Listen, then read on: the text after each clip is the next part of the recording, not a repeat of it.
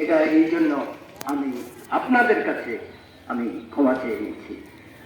হযরত মাওলানা আব্দুল হক সাহেবের ইন্তেকালের পর এলাকাবাসীর একটা দাবি ছিল, ওনার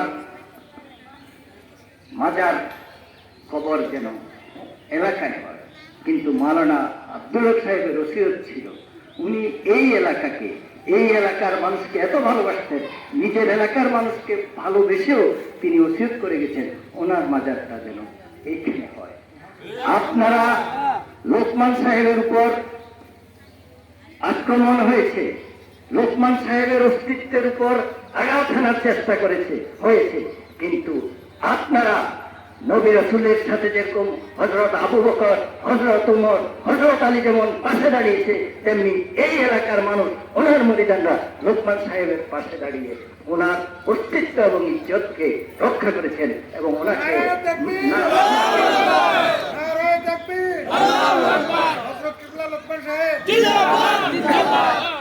ওনাকে এই দেশের মানুষের কাছে উনি গদিনীশীল পীর হিসেবে ওনার শ্রেষ্ঠত্বকে বজায় রাখতে আপনারা সাহায্য করেছেন।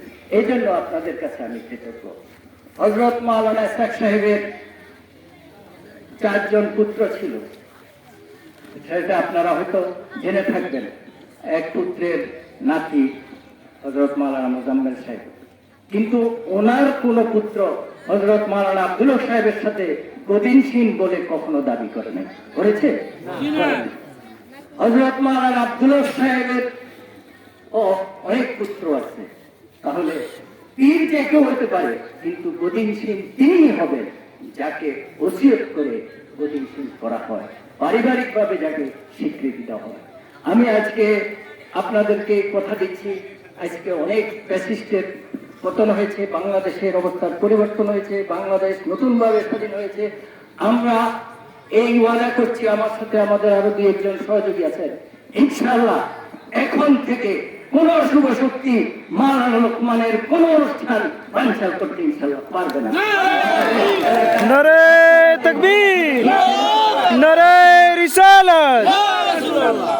আপনারা যে ভালোবাসা দেখিয়েছেন, আমি সত্যি আবির্ভূত যে আপনাদের এই ভালোবাসার সম্মান তখনই হবে যখন আমরা ওনাকে এর চাইতে বেশি সম্মান দিয়ে তার এলাকায় তাকে সমাদৃত করতে পারি। আমাদের জন্য দোয়া করবেন এবং লোকমান সাহেবের জন্য দোয়া করবেন।